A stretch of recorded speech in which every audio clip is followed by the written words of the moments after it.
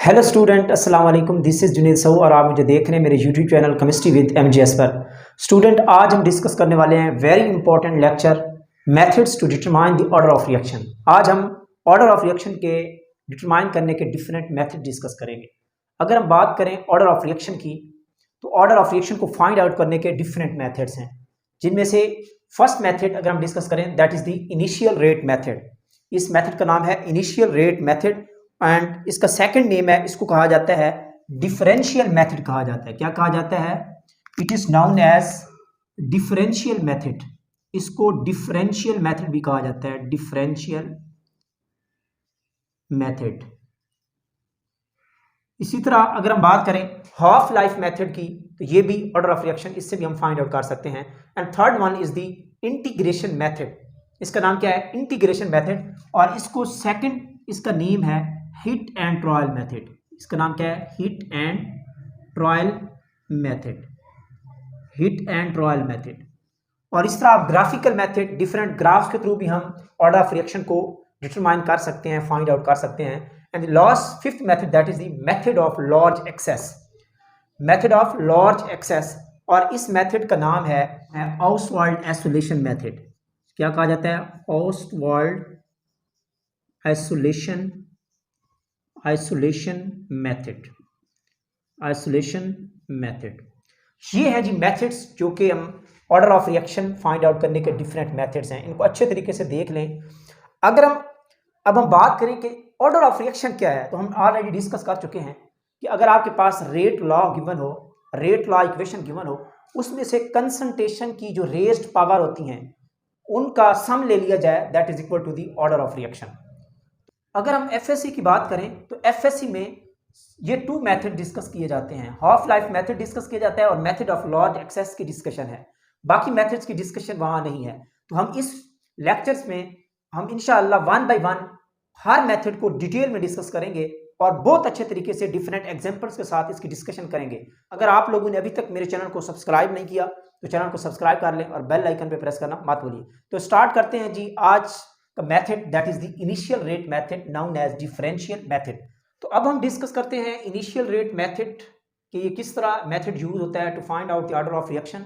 Initial rate method कहता है कि अगर आप लोगों के पास इनिशियल कंसंट्रेशंस गिवन हो, इनिशियल कंसंट्रेशंस और रेट ऑफ रिएक्शन गिवन हो, देन हम इजीली फाइंड आउट कर सकते हैं ऑर्डर, रिएक्शन को ऑर्डर फाइंड आउट कर सकते हैं, उसकी रेट लॉ लिख सकते हैं और रेट कांस्टेंट के की वैल्यू भी हम क्या कर सकते हैं? डिटरमाइन कर सकते हैं। तो ये है जी मेथड, इनिशियल रेट मेथड। अब हम डिफरेंट एग्जांपल्स डिस्कस करते हैं कि इनिशियल रेट मेथड की वजह से इनिशियल रेट मेथड पे किस टाइप के न्यूमेरिकल आते हैं एग्जाम में, पीपीएससी में और एमजी कैट में। तो हम वो डिस्कशन करते हैं डिफरेंट एग्जांपल से। चलते हैं जी न्यूमेरिकल्स की तरफ। स्टूडेंट, ये है हमारे पास न्यूमेरिकल रेट लॉ मेथड के थ्रू हम जिससे हम न्यूमेरिकल सॉल्व कर सकते हैं। इस तरह का डाटा गिवन होगा कि A reactant and B react to each other and give the product, और उसके बाद ए की कंसंट्रेशन ये है, डिफरेंट वेरी कर रही है, बी की कंसंट्रेशन ये है और उनका रेट ये है। अगर इस तरह का डाटा एग्जाम में आपको दे दिया जाए और आपसे पूछा जाए जी इस डाटा को फॉलो करते हुए, इस डाटा को यूज करते हुए how you can determine the order of reaction, तो आप किस तरह फाइंड आउट करेंगे? इसका सिंपल मेथड है, टू मेथड मैं यहाँ डिस्कस करूंगा। एक इनडायरेक्ट मेथड है जिसको हम डिराइव करके हम सॉल्व करेंगे, और एक डायरेक्ट मेथड है, किसी डाटा को देख के ही हम उसको 1 मिनट के अंदर जो हम क्या करते हैं सॉल्व कर सकते हैं और ऑर्डर ऑफ रिएक्शन बता सकते हैं। तो चलते हैं ये दोनों मेथड डिस्कस करते हैं। तो फर्स्ट ऑफ ऑल हम डायरेक्ट मेथड यूज कर लेते हैं इसका, कि डायरेक्ट मेथड से हम किस तरह इसका order of reaction find out कर सकते हैं। तो इस डाटा को देखिए कि ये ए की कंसंट्रेशन है, ये बी की कंसंट्रेशन है और ये रेट गिवन है। तो हमने क्या करना होता है, ये जो ए की कंसंट्रेशन है, जो कंसंट्रेशन सेम है, उनके अलावा जो कंसंट्रेशन वेरी कर रही है उनको हमने देखना है। तो अगर हम यहाँ देखें तो ये दो कंसंट्रेशन सेम है, ये दो वेरी कर रही हैं। इसका मतलब ये है कि ये कंसंट्रेशन 0.01 से इंक्रीज हो रही है 0.02। तो इसका जो रेट है, हमने रेट के साथ इनको कंपेयर करवाना है ए की कंसंट्रेशन को। तो देखें इसकी कंसंट्रेशन 0.01 से 0.02 हो गई, यानी कि कंसंट्रेशन डबल हो गई। क्या हो गई है? कंसंट्रेशन डबल हो चुकी है। इसी तरह अगर हम इसकी रेट की बात करें तो रेट भी तो क्या हो रहा है? डबल हो रहा है। जब कंसंट्रेशन, ए की कंसंट्रेशन डबल करने पे इसका रेट भी क्या कर रहा है? वो भी डबल हो रहा है। तो अगर हम इसको इक्वेशन की फॉर्म में लिखें, रिलेशन फॉर्म में लिखें, तो इसको इस तरह लिखा जा सकता है कि rate is the directly proportional to the A की कंसंट्रेशन के, this is the directly proportional to the concentration of A. क्यों?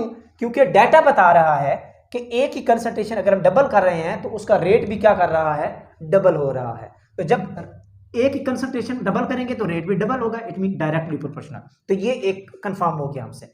अब हम दूसरे डेटा बी की तरफ चले जाते हैं। आप इन तीनों में से कोई भी ले सकते हैं, जो सेम हो उनको छोड़ के जो वेरी कर रही हो उसको हमने कंपेयर करवाना है उसके रेट से। तो अब हम बी की कंसंट्रेशन पे आ जाते हैं। तो बी की कंसंट्रेशन, ये दोनों सेम है।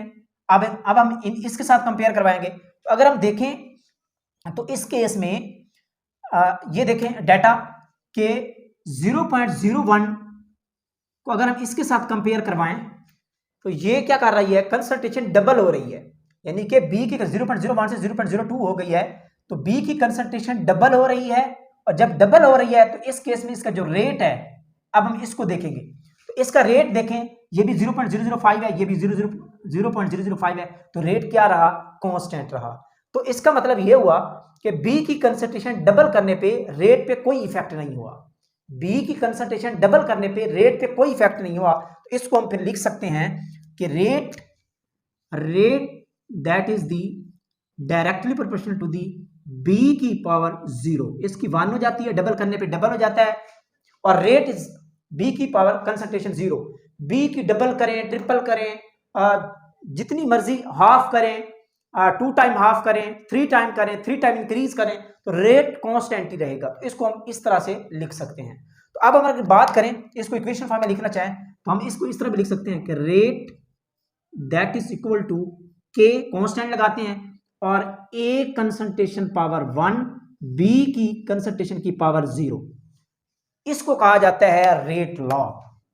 इसको क्या कहा जाता है? रेट लॉ कहा जाता है। ये है रेट लॉ लिखने का तरीका। तो 3 चीजें मैंने डिस्कस की थी। अगर डाटा गिवन हो तो you can easily write down the rate law, और फिर उस रेट लॉ अगर आपके पास आ जाता है तो फिर तो ऑर्डर ऑफ रिएक्शन निकालना बहुत इजी हो जाता है। रेस्ट पावर जो है कंसंट्रेशन की, उनको प्लस कर दें, ऑर्डर ऑफ रिएक्शन आ जाता है। अब हम ऑर्डर ऑफ रिएक्शन किस तरह फाइंड आउट करते हैं? Order that is equal to, अब ए की रेस्ट पावर क्या है? 1 है, बी की रेस्ट पावर क्या है? 0 है। इनका सम कर लें तो 1। It mean first order of reaction को ये डाटा क्या करता है? फॉलो करता है। First order of reaction, very important, very easy. तो ये फर्स्ट ऑर्डर को क्या कर रहा है? फॉलो कर रहा है। इस तरह आप रेट कांस्टेंट की वैल्यू भी निकाल सकते हैं। ये रेट लॉ इक्वेशन यूज करके के की वैल्यू भी आप फाइंड आउट कर सकते हैं। कैसे कर सकते हैं? आप इनमें से मर्जी की ए, बी और रेट कांस्टेंट, इन तीनों में से किसी एक डाटा की आप मर्जी जिसके भी करना चाहें आप वैल्यू पुट कर दें, वहां से के की वैल्यू आ जाएगी। तो देखते हैं जी किस तरह फाइंड आउट होती है। इसको रेट लेट कर लेते हैं कि ये हमारे पास क्या है? 0.005 है। इसी को वैल्यू पुट कर लेते हैं 0.005। ये हो गया 0.005 डिवाइडेड बाय क्या हो गया? Divided by 0.005 that is equal to K की वैल्यू हमने फाइंड आउट करनी है, और ए की जो वैल्यू है वो हमारे पास क्या कंसंट्रेशन 0.01 है, और बी की कंसंट्रेशन भी क्या है? 0.01 है, और क्योंकि ये इसकी पावर 0 है, इसकी पावर 1 है, और 0.005 दैट इज इक्वल टू के, और ये हो गया 0.01, और 0.0 जिसकी भी पावर 0 होती है वो 1 के इक्वल होती है। तो इट मीन ये किसके इक्वल हो गई? 1 के इक्वल हो गई। अब 0.01 को इस पे डिवाइड कर दें, K that is equal to 0.005 divided by 0.01, तो ये इसका आंसर आ जाता है 0.5। इसका क्या आ जाता है? आंसर आ जाता है। और क्योंकि ये ऑर्डर किसको फॉलो कर रहा है? फर्स्ट ऑर्डर ऑफ रिएक्शन को फॉलो कर रहा है, तो इसका जो यूनिट होगा वो क्या होगा? पर सेकंड या पर मिनट होगा। तो ये है जी डाटा है। देखिए डाटा से हमने क्या किया? रेट लॉ बनाया, order of reaction find out किया, रेट लॉ इक्वेशन बनाई, order of reaction find out किया और के की जो है ना हमने वैल्यू फाइंड आउट की। तो इस तरह का डाटा अगर आप लोगों को गिवन हो एग्जाम में तो आप रेट लॉ भी बना सकते हैं, ऑर्डर ऑफ रिएक्शन भी फाइंड आउट कर सकते हैं और रेट कांस्टेंट की वैल्यू भी आप फाइंड आउट कर सकते हैं। इस मेथड को कहा जाता है डायरेक्ट मेथड के डाटा को देख के आप रिलेशन बना के आप रेट लॉ ड्राइव कर लें। तो अब हम चलते हैं एक दूसरे मेथड की तरफ। तो हम इसको एक और तरीके से भी इसको सॉल्व कर सकते हैं, रेट लॉ इक्वेशन आप बना सकते हैं, उसका नाम है इनडायरेक्ट मेथड। तो वो किस तरह है उसकी तरफ हम चलते हैं।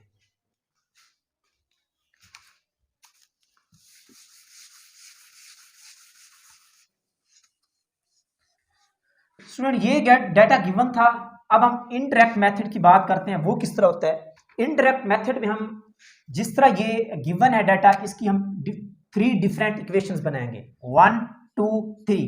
तो फर्स्ट इक्वेशन बना लेते हैं, क्योंकि हमें रेट गिवन होता है, rate that is equal to K. अब हम देख लेते हैं कि ए की कंसंट्रेशन की पावर हमें नहीं पता कि पता नहीं क्या रिलेशन आएगा, एक्स कर लेते हैं, और बी की कंसंट्रेशन की पावर हम क्या कर लेते हैं, वाई कर लेते हैं।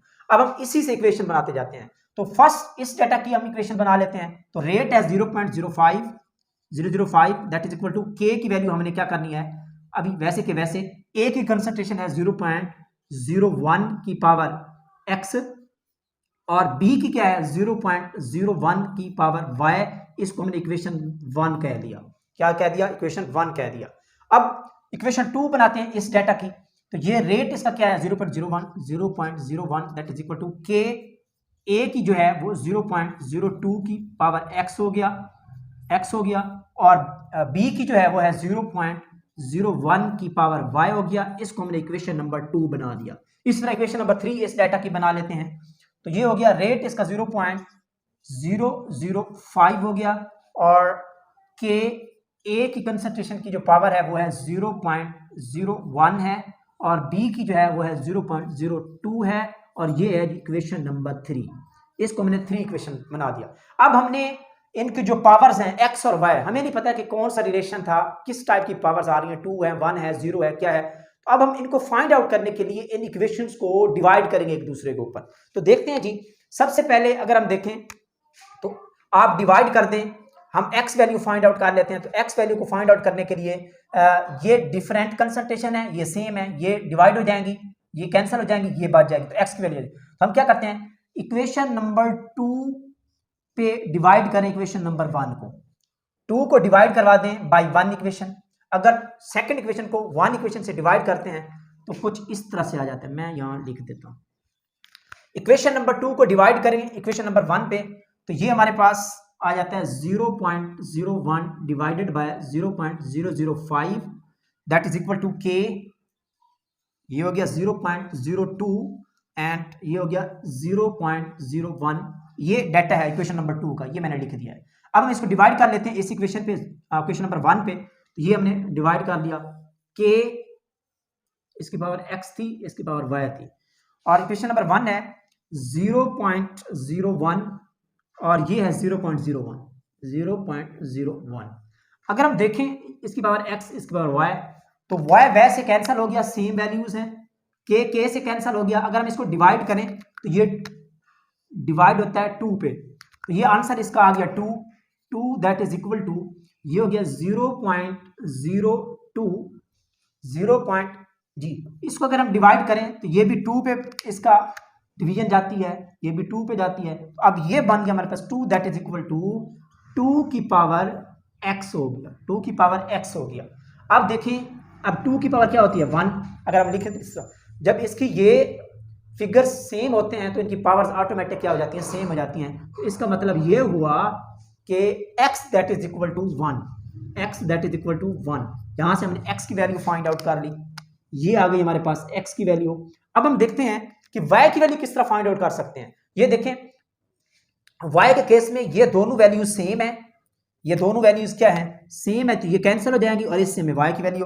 तो यानी कि इक्वेशन नंबर 3 को हम डिवाइड कर दें, अगर इक्वेशन नंबर 3 को डिवाइड कर दें इक्वेशन नंबर 1 पर, तो हम y की वैल्यू यहां से फाइंड आउट कर सकते हैं। तो 3 को डिवाइड करें 0.005 divided by 0.005 is equal to, ये हो गया k 0.01 की पावर x एंड 0.02 की पावर y, ये थी इक्वेशन नंबर 3। अब इसको 1 पे डिवाइड कर लेते हैं, ये इक्वेशन नंबर 1 है। इसको जब हमने डिवाइड किया तो ये आ गया k और ये 0.01 की पावर x और y की हो गई 0.01 आ गया। अब अगर हम देखें कि ये इससे कैंसिल हो गया, ये इससे कैंसिल हो गया और ये 2 पे डिवाइड हो गया, तो ये आंसर हमारे पास आ जाता है 1 दैट इज इक्वल टू 2 की पावर x आ जाता है। तो अब हम इसको किस तरह इनकी पावर इक्वल कर सकते हैं? इसके ये जो डिजिट हैं ये तो सेम ही नहीं है, ये तो क्या है, सेम ही नहीं है। हाँ, अगर 2 की पावर 0 कर दी जाए तो वो 1 के इक्वल होता है, क्योंकि ये वाली इक्वेशन इसके 1 के इक्वल आ रही है। तो अगर हम 2 की पावर 0 कर देते हैं तो ये 1 के इक्वल होता है। इट मीन्स कि 2 की पावर 0, तो 0 जो है वो किसके इक्वल है? y के इक्वल है। तो सिंपल यहां से y that is equal to 0, y is equal to 0। तो x की वैल्यू हमने फाइंड आउट कर ली x, y की वैल्यू हमने फाइंड आउट कर ली y। अब यही वैल्यूज आप इस इक्वेशन में पुट कर सकते हैं, तो आपको रेट लॉ इक्वेशन मिल सकती है। इस इक्वेशन में पुट कर दें, अब क्या बन गया? Rate that is equal to k। अब देखें a की पावर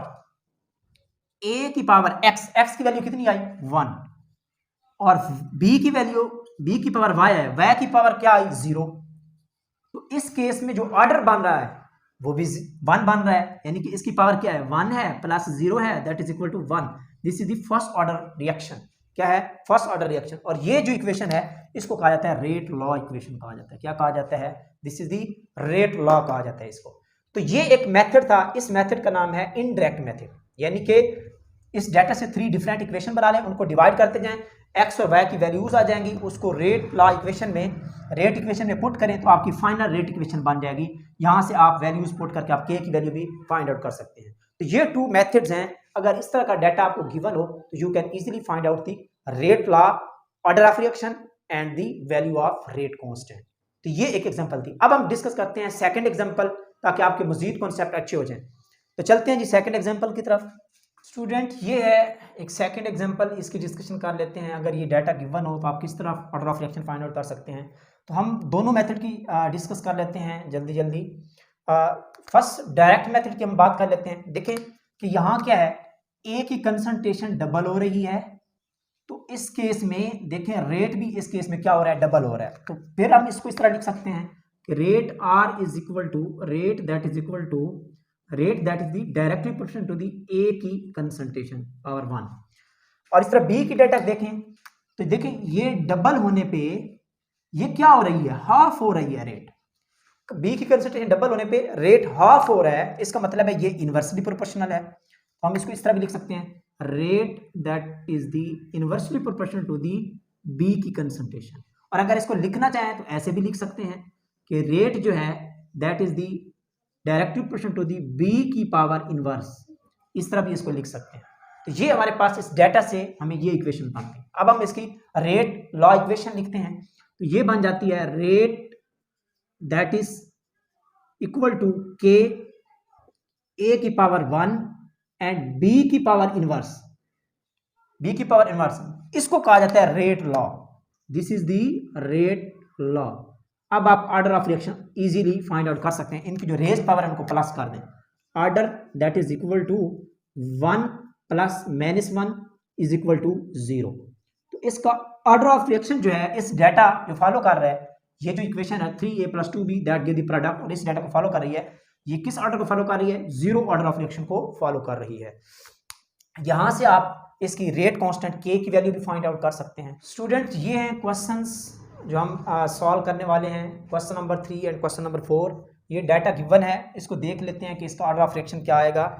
तो सिंपल सा है कि देखें ए की कंसंट्रेशन डबल हो रही है, ए की कंसंट्रेशन डबल करने पे रेट की वैल्यू भी क्या हो रही है? डबल हो रही है। तो हम इसको लिख सकते हैं rate that is the directly proportional to the concentration of A, इस तरह हम लिख सकते हैं। इसी तरह अगर हम बी की कंसंट्रेशन की बात करें, देखें इस कंसंट्रेशन का क्या रिलेशन है? 0.15 से 0.2 हो रही है, यानी कि ये 1.3 टाइम इंक्रीज हो रही है। अगर 1.3 फैक्टर को 0.15 से मल्टीप्लाई करें तो ये आंसर आ जाता है। तो यानी कि 1.3 फैक्टर ये क्या कर रही है? ये इंक्रीज कर रही है। तो जब ये 1.3 फैक्टर इंक्रीज होता है तो इस तरह इसका जो रेट है, ये देखें, ये भी क्या कर रहा है, 1.3 फैक्टर क्या कर रहा है, इंक्रीज हो रहा है। यानी कि जिस तरह डबल करने से डबल हो जाती थी, तो 1.3 फैक्टर इंक्रीज होने से कंसंट्रेशन, तो रेट भी 1.3 फैक्टर क्या कर रहा है, इंक्रीज कर रहा है। तो इसका मतलब बी यही हुआ कि rate that is equal to directly proportional to the B की पावर 1। अगर हम इसको रेट की फॉर्म में लिखें, rate that is equal to K A की पावर 1 बी की कंसंट्रेशन की पावर 1, और ये ऑर्डर क्या हो जाएगा, order that is equal to 1 + 1 that is equal to 2। This data follow the second order reaction, किसको, सेकंड ऑर्डर रिएक्शन फॉलो करता है, और इसकी जो रेट लॉ है वो ये इक्वेशन बनती है। तो ये इंपॉर्टेंट क्वेश्चन है। अब हम इस डाटा की तरफ आते हैं। ये डाटा गिवन है, यहां देखें कि ए की कंसंट्रेशन डबल करने पे रेट भी क्या कर रहा है, डबल हो रहा है। तो rate that is equal to, rate directly proportional to A की कंसंट्रेशन की पावर 1। अब हम इस तरह बी की बात करें, देखें ये वाला बी की पावर डबल करने पे इसका जो रेट है वो 4 टाइम इंक्रीज हो रहा है, डबल करने पे 4 टाइम इंक्रीज कर रहा है। तो इसका मतलब है कि rate is the directly proportional to the B की कंसंट्रेशन की पावर 2। जैसे ही बी की कंसंट्रेशन को डबल करेंगे तो रेट क्या कर जाएगा, 4 टाइम इंक्रीज हो जाएगा। तो ये डाटा फॉलो करता है। अब हम इसकी रेट इक्वेशन बना लेते हैं। Rate that is equal to K A की पावर 1 बी की power 2, this is the rate law. इसको क्या कहा जाते हैं, ये बन गया रेट लॉ। और अब order of reaction find out करना very easy. Order that is equal to 1 + 2 that is equal to 3, और ये डाटा फॉलो करता है थर्ड ऑर्डर रिएक्शन को। किसको, थर्ड ऑर्डर रिएक्शन को। ये है जी स्टूडेंट्स, इस मेथड का नाम है इनिशियल रेट मेथड है, जिसको हमने कहा differential method to find out the order of reaction. ये डिफरेंट एग्जांपल्स हैं, डाटा गिवन हो, आप easily order of reaction, rate law और रेट कांस्टेंट की वैल्यू फाइंड आउट कर सकते हैं। अब मैं आपको कुछ न्यूमेरिकल्स देने वाला हूं जो आपने सॉल्व करने हैं और कमेंट सेक्शन मुझे इसके आंसर करने हैं। स्टूडेंट ये हैं क्वेश्चंस, डाटा गिवन है क्वेश्चन नंबर 1 और क्वेश्चन नंबर 2 का। इस डाटा को आपने फॉलो करते हुए आपने रेट लॉ इक्वेशन बनानी है, order of reaction find out करना है, और रेट कांस्टेंट के की वैल्यू आपने फाइंड आउट करनी है। नोट कर लें अच्छे तरीके से और कमेंट सेक्शन में इसका मुझे आंसर करें कि ये दोनों क्वेश्चन किस ऑर्डर को फॉलो करते हैं और इसकी रेट लॉ इक्वेशन क्या बनेगी। तो नेक्स्ट लेक्चर का इंतज़ार कीजिए। अपना ख्याल रखिए। अल्लाह हाफिज़।